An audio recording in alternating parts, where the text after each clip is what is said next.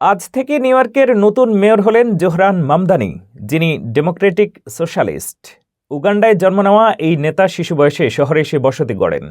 জয় লাভের পর তিনি হুঁশিয়ারি দিয়েছেন, ট্রাম্পের আগ্রাসী অভিবাসন নীতির বিরুদ্ধে শহরকে রক্ষা করবেন। মামদানি বলেন, নিউ ইয়র্ক ইমিগ্রেন্টদের শহর এবং আমাকে নেতৃত্ব দিতে হলে আপনাকে আমাদের মধ্য দিয়েই যেতে হবে। অর্থনৈতিক বৈষম্য নিয়ে তার বক্তব্য স্পষ্ট।